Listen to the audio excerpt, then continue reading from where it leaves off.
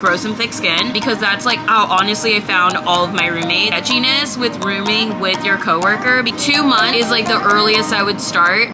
In this video, I'm going to talk about how you can find a roommate when living in New York City or when you're moving to New York City, and I talk about things that you should look out for when you're looking for a roommate in New York City. Hi you guys, my name is Joy.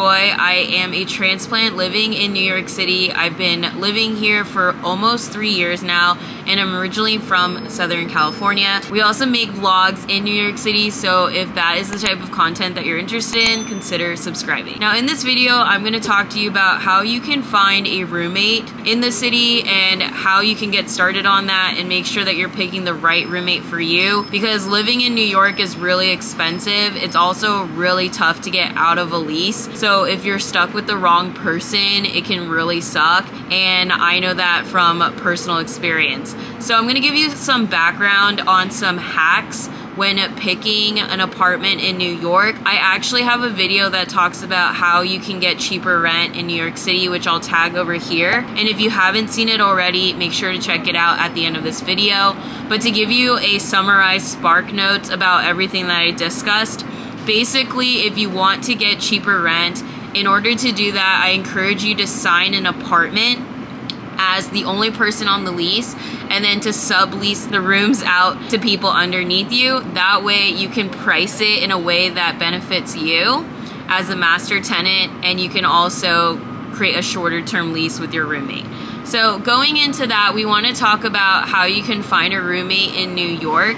When picking a roommate in New York, I highly recommend you to use the internet. I honestly think that's the best way to find a roommate, and it's a great way to put information about yourself and like what you don't like, what your lifestyle is.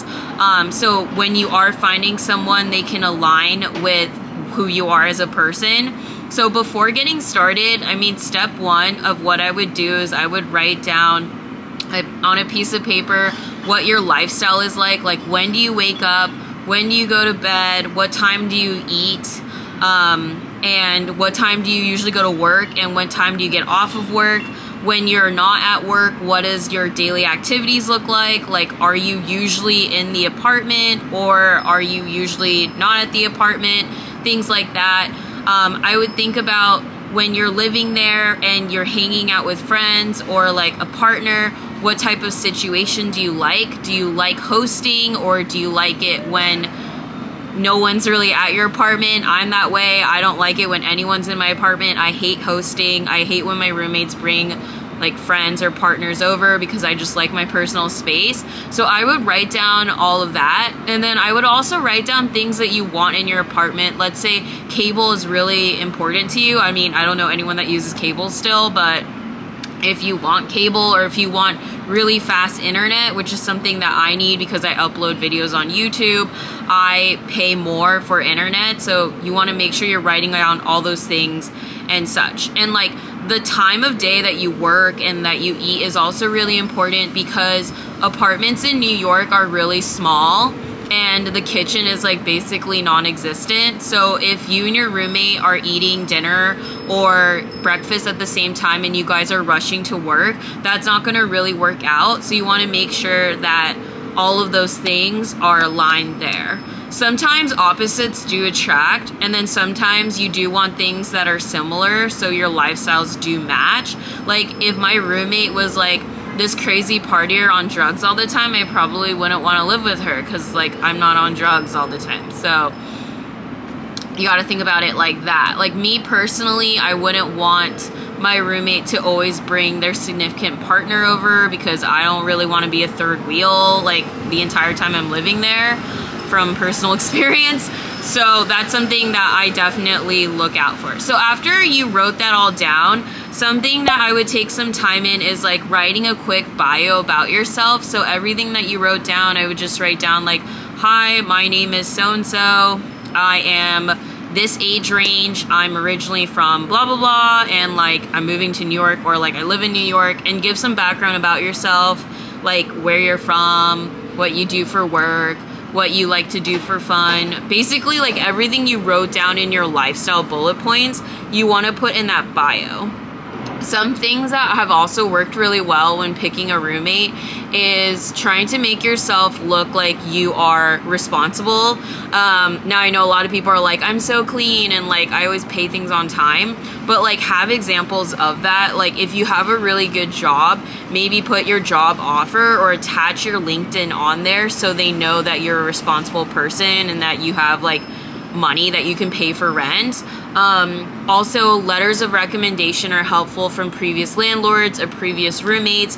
Keep in mind you're meeting someone completely random and you guys probably have like no friends in common, and you're probably coming from out of state if you're like me. So the more information, the better.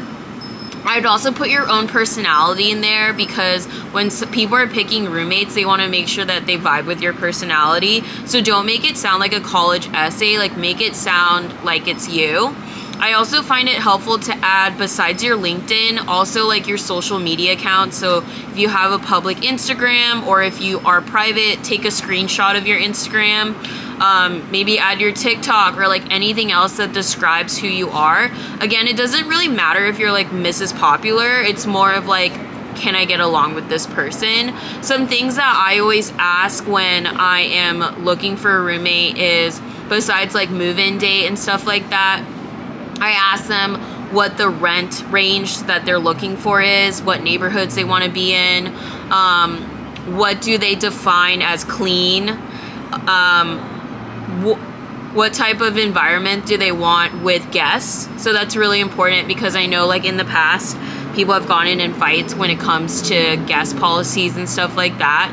My first roommate in New York, we got along a lot because we both didn't like to have guests in our apartment, and if we did, we always gave each other a heads up, and I think that's really important because it is going to be a really small apartment. It also worked out because she started work later in the day and then was a night owl, and I was the exact opposite, so we never really bumped into each other in terms of like all that stuff. Some things that you could add on there is like maybe like favorite shows. So like maybe if you're really into watching The Bachelor together, or like Real Wives, Housewives, whatever those like shows are, you can put it in there so you guys can have roommate bonding nights together. I know that's really fun. So now that you have your whole bio out, step 2 is you want to make sure you're advertising yourself. So some sites that I use is I go straight to Facebook. So if you go to Facebook and you search in Facebook for New York sublets and temporary roommates or something like that, there's a Facebook page. I think there's like 3 that you can join, and in there you can post everything that I just told you onto that Facebook group page. So people are able to not only see your Facebook right away, but they can see all the information that you added on there. That's how I found one of my roommates in San Francisco, and I would have used that in New York. Another thing that you can do is if you're moving here and you're relocating for work, typically your company will have a relocation form, like an Excel sheet or a group page that you can join, especially if you're right out of college and they're hiring a lot of people at the same time. So I would definitely reach out to your recruiter or your HR department and ask them if they have a relocation group page that you can join to also meet other coworkers and stuff like that. There is a little bit of like sketchiness with rooming with your coworker because it can get pretty competitive or just like kind of toxic being around work that much from experience. So definitely keep that in mind if you're really competitive at work and you're looking for a way to kind of like shut down when you leave work. Definitely keep that in mind, or you can find a roommate that is respectful of those boundaries when you guys are not working.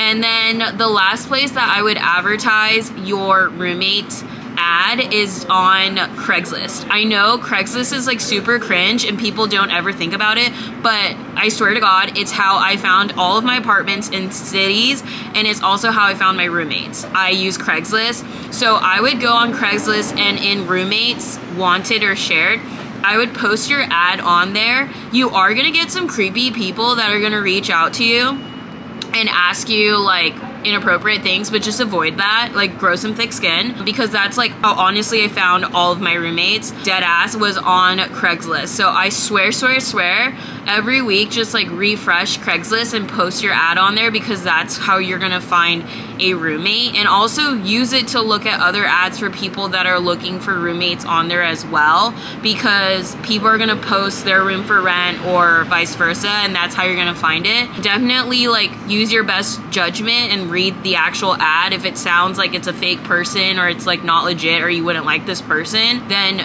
don't reach out to them. And so that's like where the advertising would go, of where I would put all of that. Now let's talk about like what you should not want when you're looking for a roommate. I would really think about your lifestyle. So what your non-negotiables are, I would write them down on a list. Again, remember, when you're looking for a roommate, you're like interviewing if you guys are gonna be a good fit.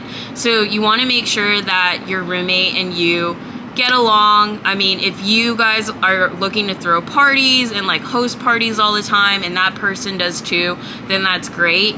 But if that person is maybe gonna have like a live-in family, then that's not gonna really work out as well.